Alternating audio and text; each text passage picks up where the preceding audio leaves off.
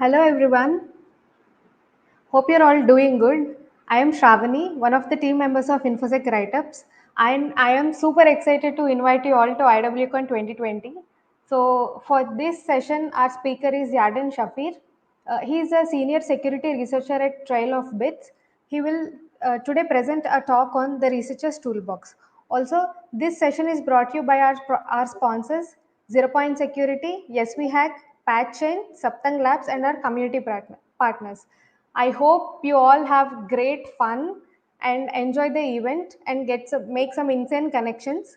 So also guys, this is a small note that this is a pre-recorded session, and for this particular session we won't be taking any Q&A. Also, please tag us on Twitter, share the screenshots, and we will be picking up some giveaways, some people, and we will be give the giveaways to them. It's a Pentester Lab coupons and uh, IW swag as well. So please enjoy the session.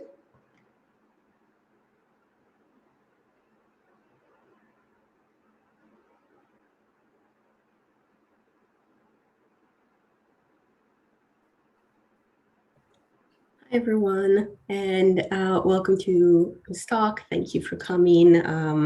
Appreciate it, and I hope you enjoy it. I'm here today to talk about the research process, my research process, how I approach a new research, what sort of tools and techniques and methods I use when I approach a new project, because that's something a lot of people struggle with and a lot of people ask me about. So I wanted to open that up a little bit and show how I approach something and what I use to make the most out of my research project. So first, I'll introduce myself. My name is Yarden.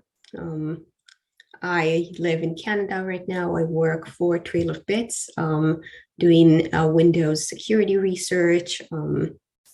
Before that, I worked at CrowdStrike and SentinelOne. I did a lot of EDR work, a lot of defense work.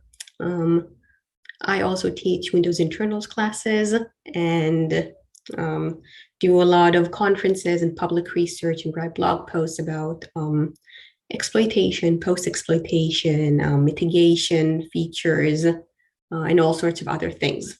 I also used to be a circus artist. I also used to be a pastry chef, and I am happy to take any questions you have after this talk or about any other topic over email or Twitter or anything you can think of.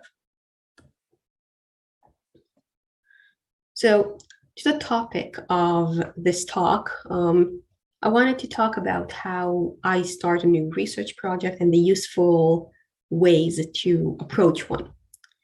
Because a common mistake a lot of people make is to define their goals very, very widely. I'm going to understand everything a new ransomware is doing. I'm going to find bugs somewhere in an operating system.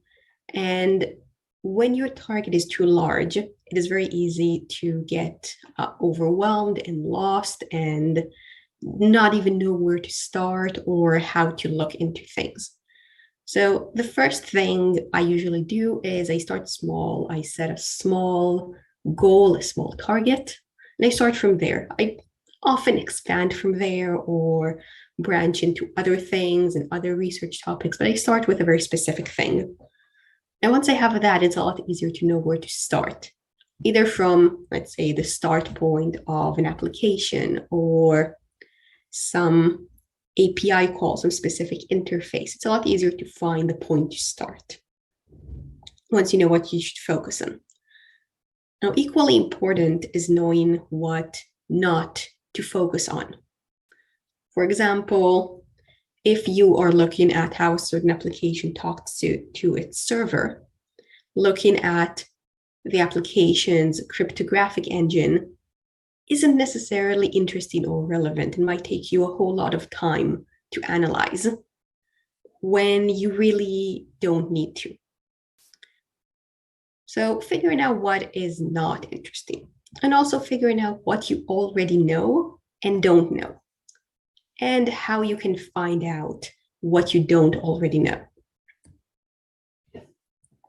So before you even start your research, people like to start off the research, immediately open a debugger, immediately open IDA or GIDRA and start reverse engineering or running something.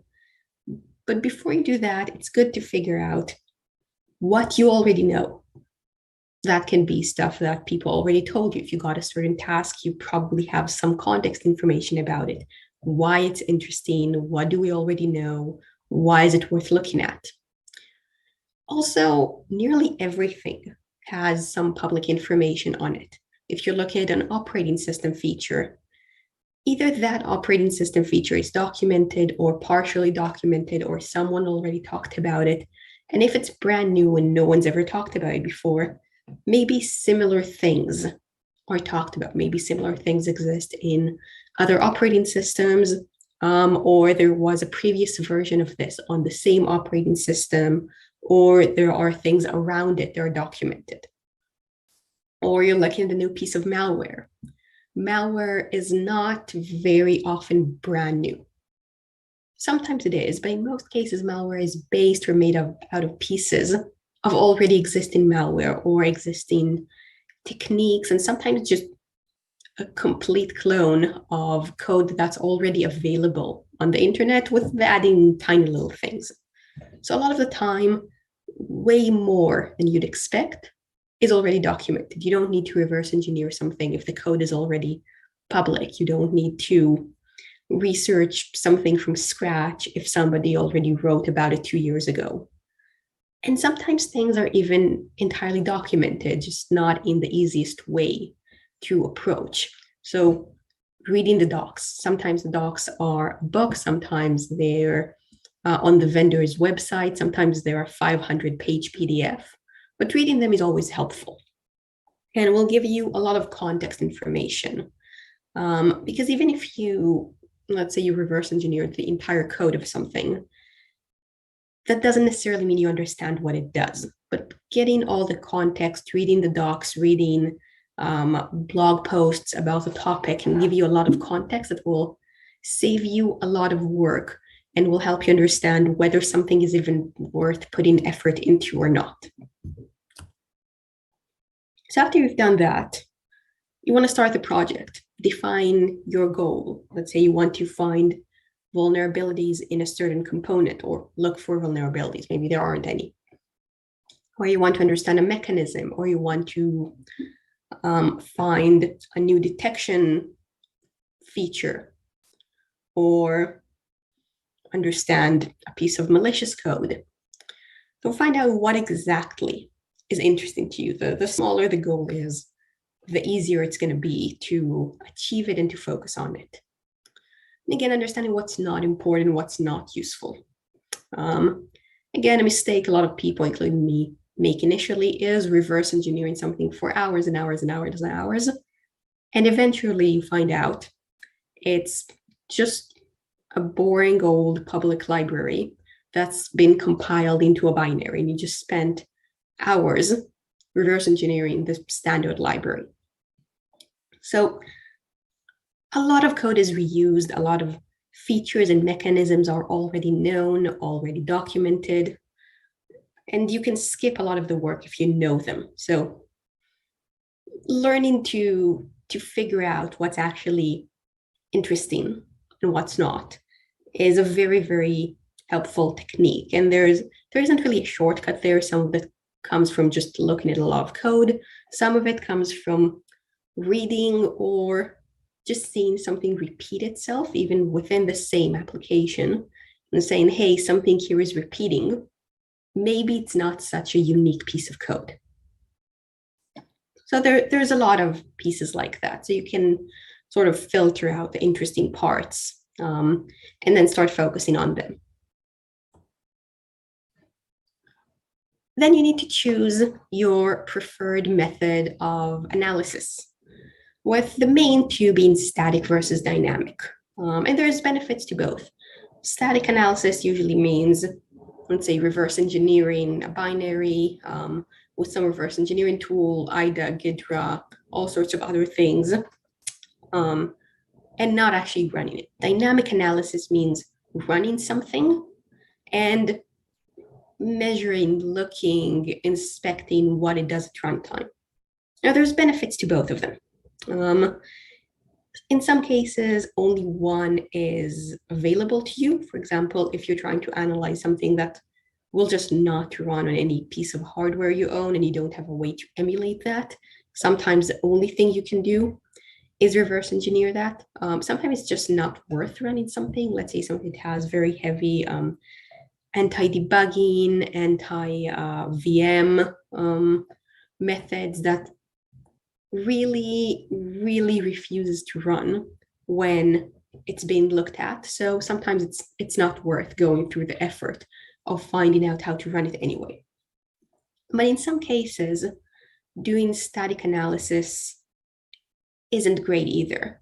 Let's say some binary is packed. Usually you can unpack something with known packers. Sometimes it's not that easy. Something can be obfuscated. Something can have all sorts of anti-static analysis methods. So in some cases, both of the options are difficult, and then you just need to pick one. Sometimes they're both easy, and then you can use a combination of both, which is what I like to do when I can. But sometimes you need to pick one, and if you pick the wrong one, you might just spend a lot of hours not even getting to the part you want to research. So be aware of both options and which one is useful in your case. When I can, I like a combination of both. For example, opening an application in IDA and at the same time running it under a debugger so I can look at both things. Now, what is each of them and what sorts of tools do I use for each one? So the first one is static analysis, where you just take the protocol or binary or whatever and reverse engineer it statically. Nothing ever runs on the machine. The things you want to look at there is anything that statically happens. So before you go and reverse engineer the code itself, you can just look at the metadata. You can look at, for example, I do a lot of Windows research. I mostly do Windows research. You can look at the headers, the imports, the exports, flags, mitigations, the different sections. You can look at strings. Sysinternals has a very useful application called strings, and you can get them in other ways as well. It just dumps all the strings inside of an application. And it's not perfect. It doesn't give you it doesn't really tell you what an application does, but in some cases it can give you names of processes the application is interested in. It can give you IP addresses. It can give you logging strings if an application writes to logs, and that's in clear text. Sometimes you can get entire log messages just from the static binary itself and get a lot of details about what the application might be doing just based on its logs or error messages. So just to get a little of surrounding context, that's very useful. Then you have your actual reverse engineering, looking at the code, looking at the data. Again, this application isn't running at this stage, so it's up to you to understand what actually happens and build the graph of what calls what and how and everything. Now, at that point, if you have symbols, that's very, very useful. Generally, when you build an application, there's also a symbol file that comes with it that has the names of all the functions, the names of all the the global variables, local variables. Now, if you're looking at a legitimate application, in a lot of cases, it will ship with symbols. For example, pretty much every Windows component, or almost all of them, ship with symbols.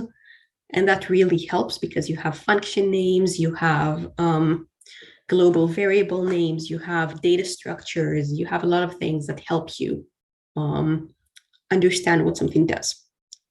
Now, if you're looking at a malicious application, those will not ship with symbols because the goal is for you to not have an easy time understanding it.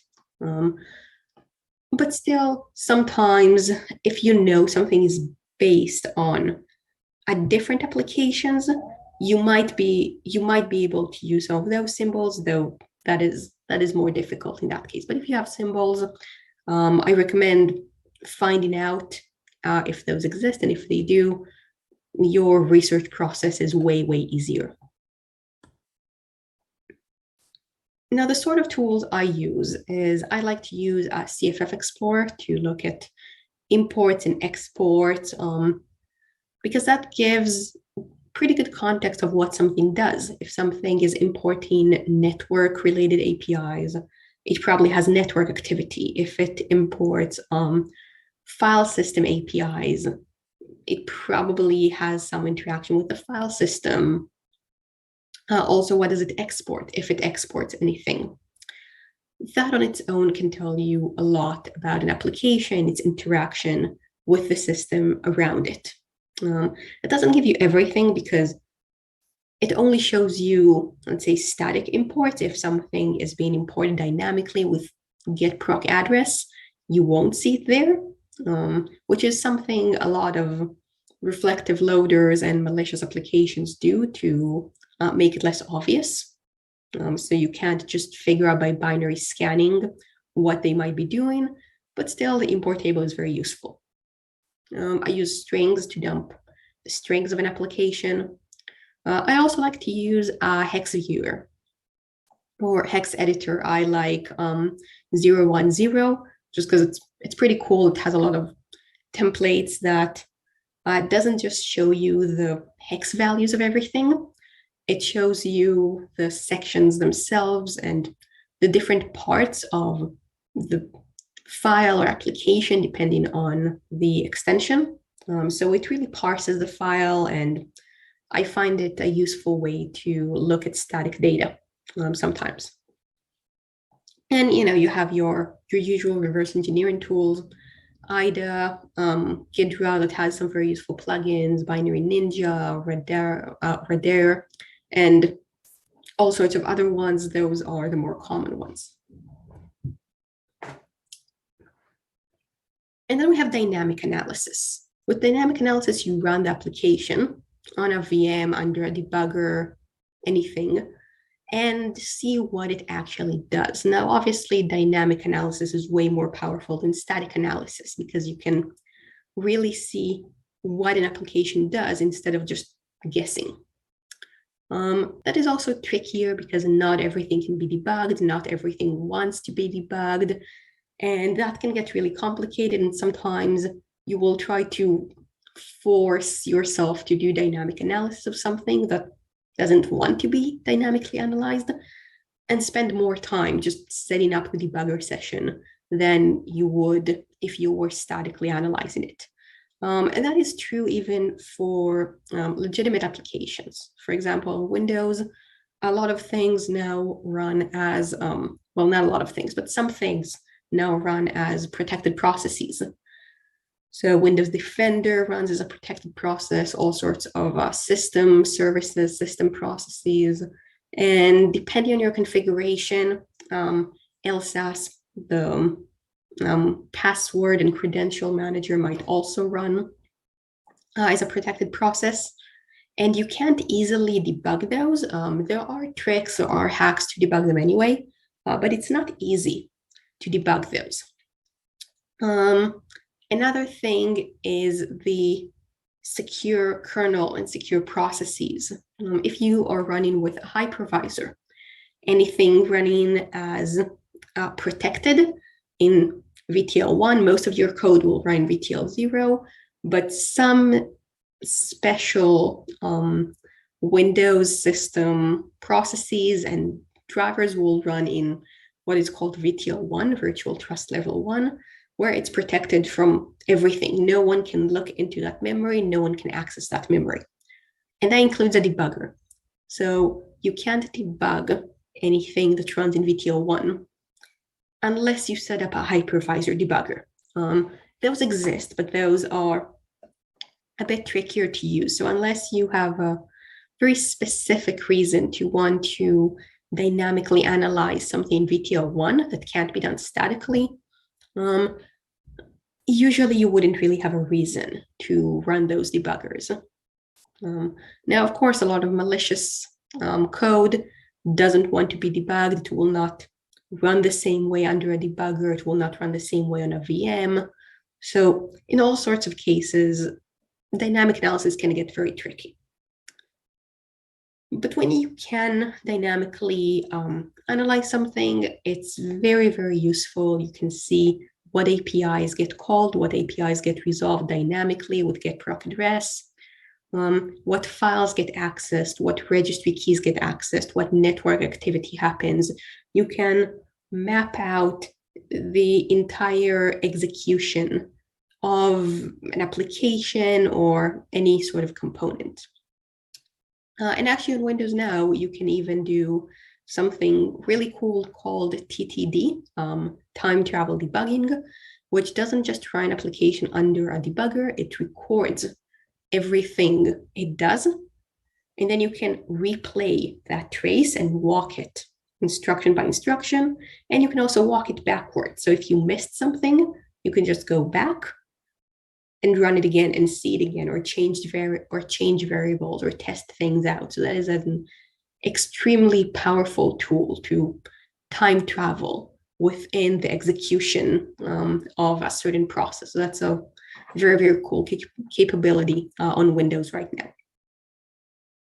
So dynamic analysis, you can learn everything. You can see what resources an application uses. If you care about what it does on the network, you can see its network activity, file system activity. You can see if it interacts with any other processes. For example, if you have a multi-process application, it can be very difficult to analyze it statically because you'll need to analyze a few different applications at the same time and try to understand how they interact with each other. With dynamic analysis, you can trace all of them, you can record all of them and see how they talk to each other, what components talk to each other, and how and what information they pass. And if you do that side by side, you can compare the code you see in a reverse engineering session with what you see happening live and use the context from each part of that analysis to help the other one. So I like a combination of both when possible. In a lot of cases, it's not actually possible. Now for dynamic analysis, my main and most powerful tool is WinBag or WinDBG or WinDebug, whichever way you like to call it. That is the Windows debugger. You can use it for process tracing. You can use it as a kernel debugger to attach to the kernel of a VM of a remote machine and analyze the kernel and drivers and processes and everything. You can also use it for TTD, time travel debugging. Now that is my personal favorite debugger. You can even use it to analyze crash dumps or analyze Linux executables. So you can use it for a lot of things. There are other debuggers as well, like 64DBG or GDB or all sorts of other debuggers. HyperDBG is a hypervisor debugger. You can use different tools to analyze a process without actually debugging it. For example, Process Explorer, System Informer, Process Monitor will record file system, registry, network, process activities. If you are interested in the network side of things, Wireshark is the most common, most powerful tool to record packet transfers. And of course, over time, you'll probably start writing your own scripts or using other people's scripts or debugger extensions or all sorts of other things. Now I'll stop sharing and just show, let's use System Informer. I'll share my whole screen.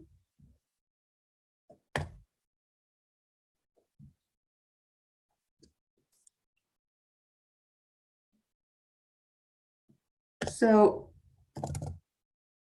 for example, I'll run windbag to run I'll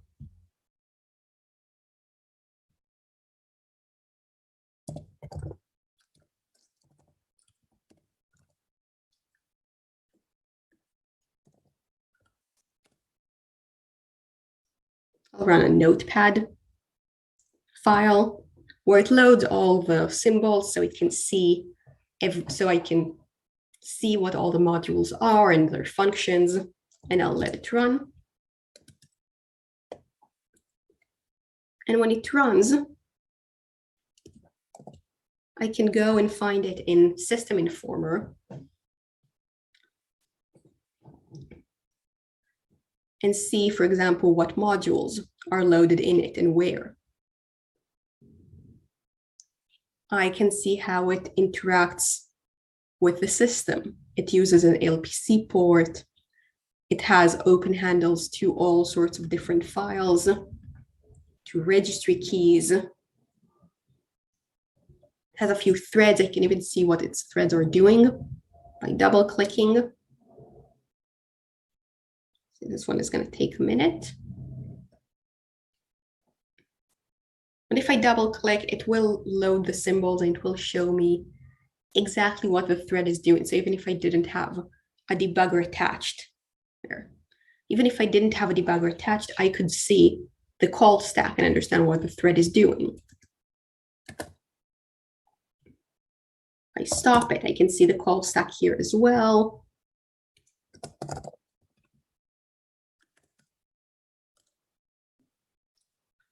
This one is broken.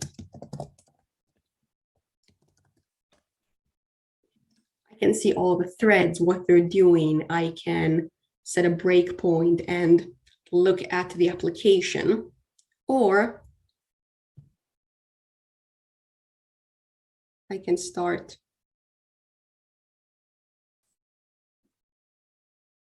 a new one and record it with time travel debugging.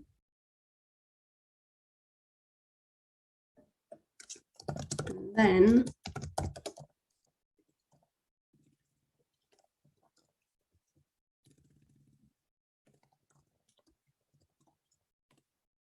setting a breakpoint.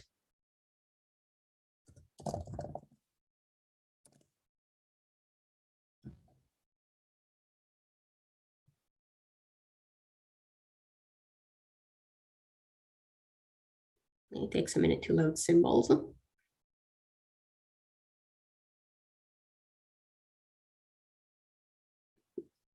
I just set an arbitrary breakpoint, but once I set a breakpoint,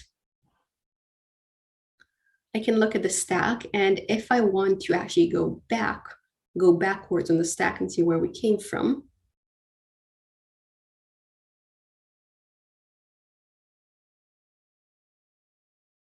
now this one won't actually let me do that. I'll start a new one because I was starting in the middle.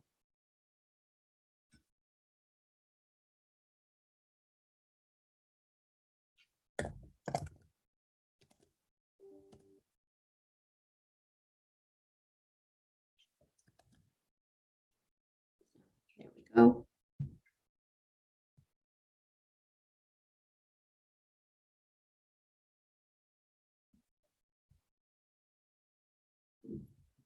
Okay, it should be faster this time.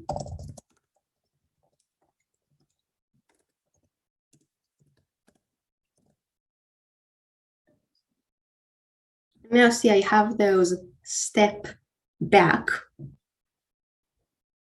So I can step back and I can walk backwards on the call stack and find where I came from.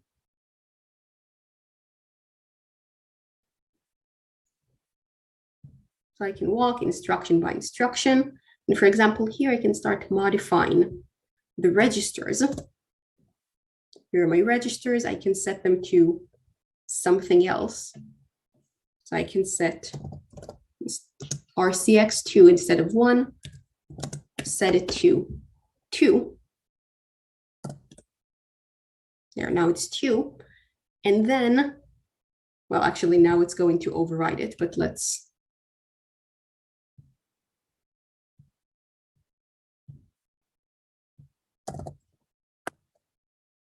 set it to now instead of whatever it is that was loaded.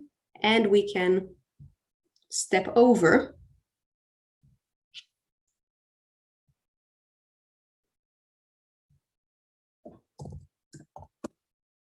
and see if anything changed, see if any of the side effects changed, for example. So we can learn a lot from that. We can learn a lot from all these different other tools, from Wireshark, Process Monitor, Process Hacker, all the different sysinternals tools, all sorts of other tools I didn't mention here. Those other ones that I like to use. A lot of people use other ones. And more than anything, what's important here is to find what works for you and find where you want to start a project and where you want to finish a project, and have the goal very clear in front of you. So I hope that was helpful for everybody. I'll be here for questions. If you have any other questions on this topic, on anything else, I'd be happy to answer them. Available on email and Twitter and a few other platforms. So feel free to ask me. And thank you very much for showing up again. And I hope you're having a good conference and enjoying the talks. Thank you.